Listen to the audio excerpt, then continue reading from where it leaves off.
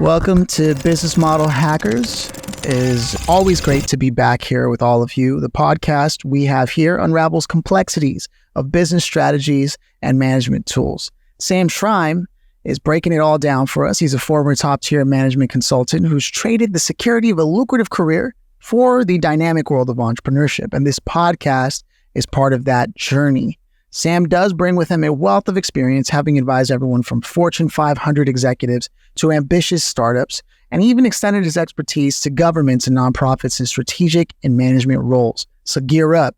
We're about to break it all down for you. Sam, we're here with another one. How you doing, man? Good. How are you today? I'm stoked, as always. I find that every time we get into one of these conversations, I walk away better because of it. And I was wondering if you could break it down for me today in regards to the 9 Belbin team rules. What is that? This is a method that dates back to the 70s, right? It was invented by Dr. Meredith Belbin. He developed this team roles model based on his research at Henley Management College. He identified 9 roles that individual can play within a team, right? Each role contributing to the team's success, let's say, in different ways. The roles are categorized into 3 groups. 3 groups, each group having 3 roles. And the understanding of these roles can help, let's say, the premise is that they can help in forming balanced teams where members complement each other's strengths and compensate their weaknesses and bring in fresh perspective, things that maybe the team haven't thought of. And the roles are grouped into, the first one is action-oriented roles. And for that, they have the shaper. The shaper is the one who always is ready to confront obstacles and drive the team forward. The shapers bring, if you want, dynamism that thrives under pressure and relishes in overcoming, tough challenges. Then you have the implementer, extremely reliable in transforming ideas into action. If there is a task they need to organize and execute, they systematically ensure work gets done, properly. And then you have the completer or the finisher. This is the meticulous person, with one sharp eye for detail. They ensure projects are seen through completion per highest quality standards. They cover every base along the way. The second group is the people-oriented roles. And that's the coordinators, they step up as the confident leader who clarifies decisions and delegates responsibilities effectively to align team objectives. They have a maturity for focusing efforts, if you want. Then you got the team worker, who builds the cohesion by being incredibly cooperative or perceptive and diplomatic. Then you have the resource investigator, who always explores new possibilities and opportunities. These people tend to be this role person. They tend to immerse, to have immense curiosity and a passion for building networks. They initiate conversations that could help the team if you want. And the last group of people is the thought-oriented roles, right? And those are the unconventional, free thinkers. They're very gifted at creative problem solvings. They have their original ideas. They bring kind of creativity and innovation to the table. You have the monitor evaluator. They provide impartial and strategic analysis. They have exceptional judgment in assessing options, thinking through consequences with a logical eye. And lastly, you have the specialist, right? The specialist is the laser-focused skill set, and they are the experts in their field of expertise, for whatever they bring to the team or from that specific, sector or know-how needed for the specific team they're in, right? They have ultra-deep capabilities, if you want, and they have a knowledge to elevate, if you want, the team know-how, overall team know-how. These roles that I just mentioned are roles that, are also used to measure teams. There's this whole tool, this whole concept of the Belbin team role is typically used to measure how team function, because the idea is that you need to have these 9 roles on a team. It doesn't necessarily mean you need to have 9 people, right? You could have one person with 2 roles, or you could have multiple people having 1 role, right? But the idea is that you want to have those roles in any team doing any sort of function, be it product development or managing a specific thing or addressing a problem or whatever. It almost sounds like an ideal. I can't even think of a single organization I've ever heard that has like this implemented, but it sounds like it's from the 70s. I think if I remember correctly. So it sounds really interesting, but it definitely sounds like an ideal. I'd love to learn more about this, and maybe you can sort of break it down on like how these 9 roles contribute to having this balanced and high performing team. Right. I mean, it's important. I qualify this before I answer this question, is that I do not claim it will contribute to high performing teams, because I haven't done it myself, right? I have, other consulting colleagues and friends who have performed this particular analysis, who conducted the Belbin team analysis on client organizations. But personally, I haven't tried that. Read and what I heard and what I know about this method, I'll be answering this question. And the idea is that, that each one of these roles contribute in one way or another. We can take some examples. So if you take the shaper, okay, he's the guy that lights the fire under the team, right? They drive and push and ensure, ideas translate into actions. If you want the implementer, like that's the person that that offers structure for the organization, right? That efficiency and transforming strategies into maybe tangible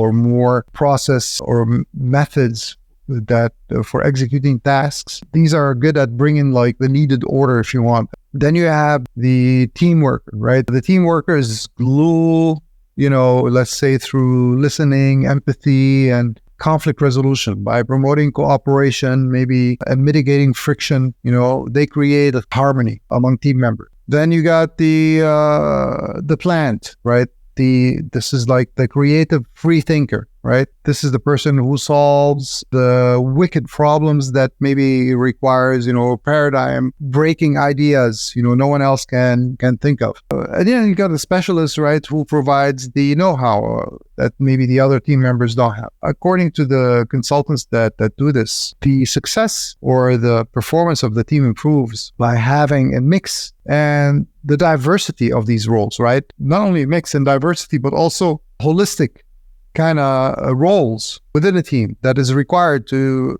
take the team to success. By having this, you can have maybe a well-rounded group that is capable of handling all sorts of aspects, whether a project or an organization, from start to execution and completion. Again, like I said, this is basically on anecdotal evidence from my readings that I can answer these questions. Right. Are you at least able to maybe give us an example of how understanding these roles has improved team dynamics and output in a real world scenario?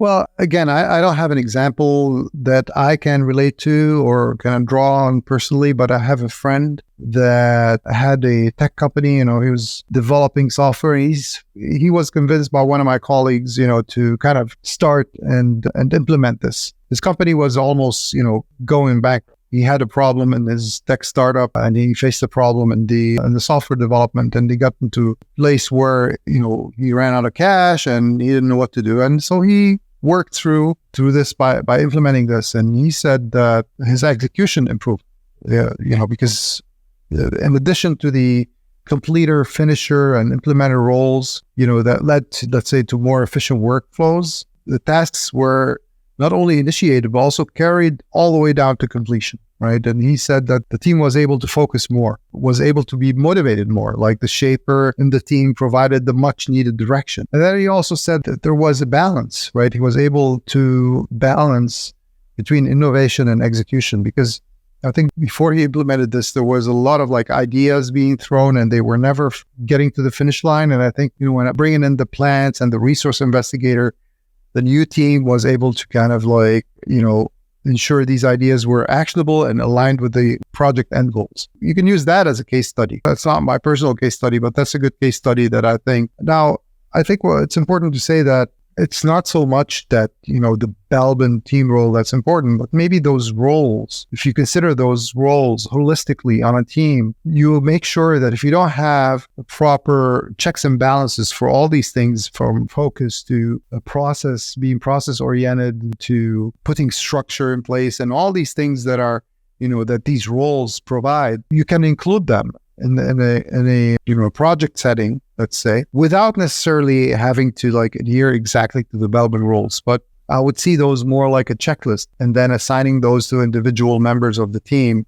maybe a better way for anybody to implement it, as opposed to bringing, consultant just to shape your team to fit this. That's my advice on this. Well, yeah, that's what I was going to ask you. If you could hypothetically put yourself in that situation where maybe you were going to bring up the Belbin team roles, how would you tell leaders maybe this is how they can identify and fill the gaps in their teams based on this concept? Like I said just now, I mean, it's maybe use this as a framework, right? As opposed to cast in stone, kind of let's assign you this role and assign you that role. It doesn't work like that, right? What you need to do is you need to look within your organization and see if you have gaps along, structure, along, maybe expertise, etc., and fill in those gaps through maybe temporary positions or permanent positions. But rather than having, to implement this exactly the way, by having 7 people maybe that you don't need, and also casting people in roles that you not necessarily see as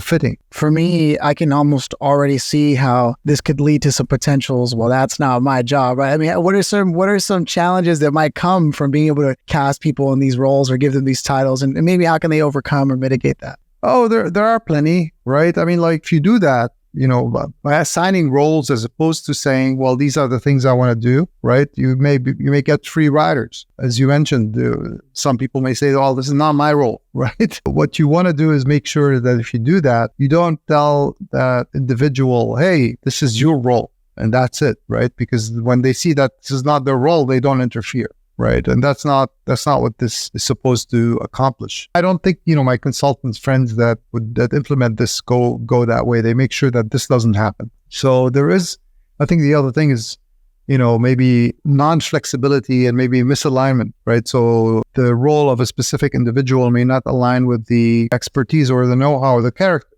That's why they actually do these tests, Belbin tests, that measures these. So what you want to do is make sure that there is a continuous alignment, of team roles with project needs. So if the project need this, then you reassign roles probably to how you need it, or maybe change team members if needed, right? So you really all want to look at your gaps and plug in those gaps, as opposed to kind of like cast these roles in stone, with people, right? Yeah, it's really interesting because as I hear you say this, it really just makes me reflect on my own work experience. And I was always the person that was floating. I had my account management that I was doing with clients, but I was always floating around solving the bigger problems in a company the way a plant would in terms of this context. So it's really interesting to hear that.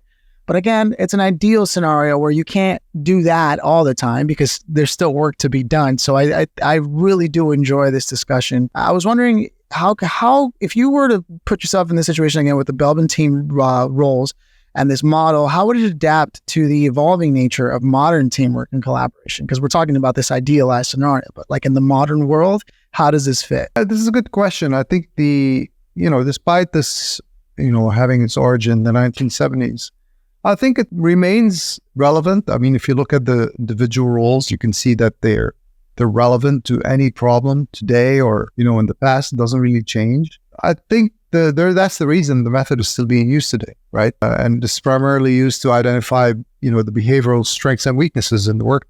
Some of the things where I think, adaptability is required, maybe also consider the hybrid work. Today, a lot of people work remote. This wasn't the case, maybe only a few years ago. So I don't know how the method has evolved, but definitely you want to make sure that you organize, virtual teams, that way more effectively. The others, maybe you want to make sure you have alignment with an agile and flexible, working style. So the agile method and, requires team to be adaptable with members often, taking different roles, multiple roles. That I think there's a good case for making the Belbin model, if you want to implement it, run, through agile roles like a Scrum Master or product owner or team member, etc., to enhance the dynamics if you want. Also the continuous learning and development. The emphasis of lifelong learning today and career development, it aligns well with the Belbin model, right? By identifying, if you want, their own other preferred roles. Individual can pursue, different development opportunities, so in that sense, it can be very well aligned with the continuous learning. And lastly, I think with the projects and change management, where, change is constant, in an era where the only constant is change, by the way, teams, frequently tackle new projects, right? And even projects are changing, and the deadlines are changing, and the goals sometimes are changing. So the Belbin model can help in structuring teams that are more resilient, if you want, adaptable. They're also more capable at managing this change effectively if you balance the role, focusing on innovation, execution, review. I see. Well, I think that's going to wrap up our time for today. Really interesting discussion. A lot to think about on my end too, especially about the feasibility of it in every day. With that said, I want to thank everyone who tuned in to Business Model Hackers. As you know, we're going to invite you to follow us on social media if you haven't done that. It's going to be a big support to what we're trying to build here. And at the same time, please be sure to visit Business Model Hackers and subscribe. We're going to go far more into detail on all the things that we discuss here there. And that's exclusively where you're going to find that. So we really would love if you could take the time to go subscribe and officially become part of the community. With that said, thank you for tuning in, and we'll see you next time.